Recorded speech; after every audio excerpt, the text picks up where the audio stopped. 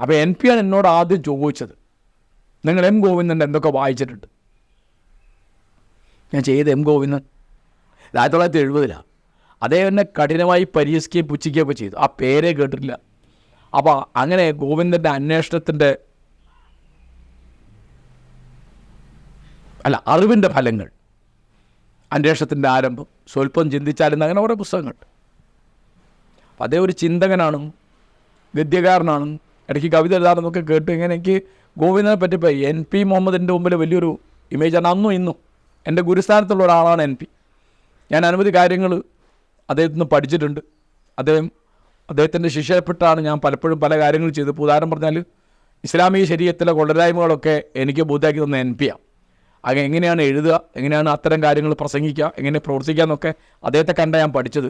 കാരണം ഞാൻ MA പഠിക്കുന്ന കാലത്താണ് ഇസ്ലാം ആൻഡ് മോഡേൺ ഏജ് സൊസൈറ്റി എന്ന് പറഞ്ഞ ഈ പരിഷ്കരണ വിപ്ലവ പ്രസ്ഥാനം തുടങ്ങുന്നത്.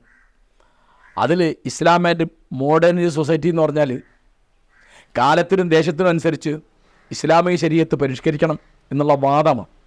അതിലുണ്ടായിരുന്ന NP മുഹമ്മദ്, PNM കോയട്ടി, ചേകനൂർ മൗലവി,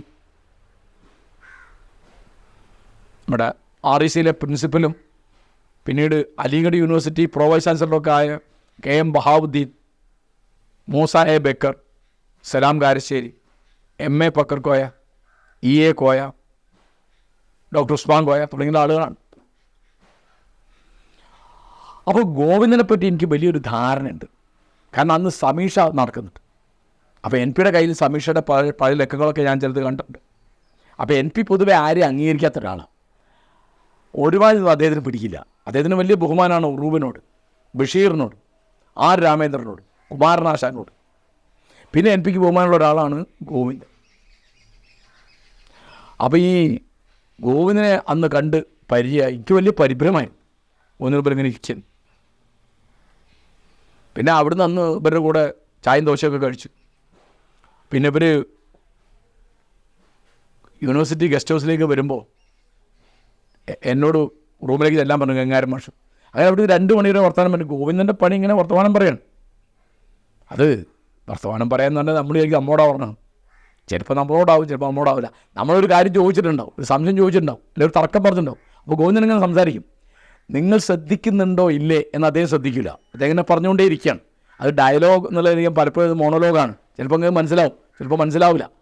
നിങ്ങൾ ശ്രദ്ധിക്കുന്നുണ്ടോ എന്ന് അദ്ദേഹത്തിന് ശ്രദ്ധയില്ല, ശ്രദ്ധ ഉണ്ടായിക്കൊള്ളുന്നില്ല. ഇങ്ങനെ പറഞ്ഞുകൊണ്ടിരിക്കുകയാണ്. ഒരു യഥാർത്ഥ ചിന്തകനാണ് ഗോവിന്ദൻ. രാഷ്ട്രീയത്തെപ്പറ്റി, കലയെപ്പറ്റി, സാമൂഹ്യ ജീവിതത്തെപ്പറ്റി, മതത്തെപ്പറ്റി, അങ്ങനെ അനവധി കാര്യങ്ങളെപ്പറ്റി ഇങ്ങനെ ആലോചിക്കുകയാണ്. ലോകത്തിൻ്റെ ഭാവിയെപ്പറ്റി, കേരളീയ സംസ്കാരത്തെപ്പറ്റി, ആധുനിക സാഹിത്യത്തെപ്പറ്റി, സിനിമയെപ്പറ്റി, നാടകത്തെപ്പറ്റി. അങ്ങനെ ആ ഒരു ആംഗിളിലാണ് അദ്ദേഹത്തിൻ്റെ ഗോപുരം എന്നുള്ള മാസിക പണ്ട് നടത്തിയിരുന്നത്. അക്കാലത്ത് നടത്തുന്നത് സമീക്ഷ നടത്തുന്നൊക്കെ. അപ്പോൾ M. ഗംഗാധരൻ മലബാർ കലാപത്തെപ്പറ്റിയാണ് റിസർച്ച് ചെയ്യുന്നത്. എൻ്റെ റിസർച്ച് പ്രമേയം എന്താണെന്ന് വെച്ചാൽ, ഗവേഷണ പ്രമേയം മാപ്പിളപ്പാട്ടുകളാണ്.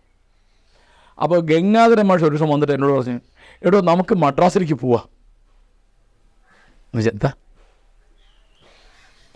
ഒന്നുമില്ല, എനിക്കവിടെ തമിഴ്നാട് ആർക്കൈവ്സിൽ ചില രേഖയൊക്കെ നോക്കാനുണ്ട്. തനിക്കും വേണ്ട രേഖകളൊക്കെ അവിടെ ഉണ്ടാവും. പിന്നെ നമുക്ക് വൈകുന്നേരം ആയാലും ഗോവിന്ദനോട് വർത്തമാനം പറയാം. അപ്പോൾ പ്രധാനം എന്താണ്? ഗോവിന്ദനോട് വർത്തമാനം പറയാം. അപ്പോൾ ഗംഗാരൻ മാഷ് ഉണ്ടല്ലോ. അങ്ങനെ ഞങ്ങൾ രണ്ടിലൂടെ അങ്ങനെയാണ് ഞാൻ ആദ്യം മദിരാശി കാണുന്നത്.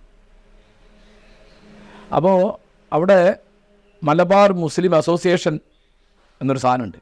അവർക്ക് എഗ്മൂറിൽ ഒരു ഹോസ്റ്റലുണ്ട്. MMA ഹോസ്റ്റൽ എന്നാണ് പറയുക. മലബാർ മുസ്ലിം അസോസിയേഷൻ ഇപ്പോഴും ഉണ്ടെന്ന് ഞാൻ വിചാരിക്കണം. അപ്പോൾ അവിടെ എന്താ രസം വെച്ചാൽ, അവിടെ അപ്ലിക്കേഷൻ കൊടുത്താൽ മലബാറുകാർക്കാണ് പരിഗണന. ഇപ്പം മലബാറുകാരനായ ഒരു നോൺ മുസ്ലിം അപേക്ഷിച്ചു, മദ്രാസുകാരനായ ഒരു മുസ്ലിം അപേക്ഷിച്ചു, ഈ മലബാറുകാരനാണ് പരിഗണന കിട്ടുക. അങ്ങനെ ഞങ്ങൾ രണ്ടാളും ഒരു മുറി താമസമാണ്.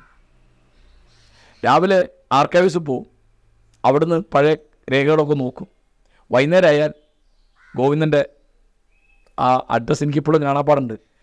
77B 77B ഹാരിസ് റോഡ് എന്നാണ് എൻ്റെ. അപ്പം പിന്നെ ഗോവിന്ദനോട് വർത്തമാനം പറയാം. വർത്തമാനം വെച്ചാൽ അദ്ദേഹമാണ് വർത്തമാനം പറഞ്ഞത്. ഇങ്ങനെ കുറേ വർത്തമാനം പറഞ്ഞ് പിന്നെ ഇറങ്ങി നടക്കും. അങ്ങനെ 1 മണി 2 മണിയാവും.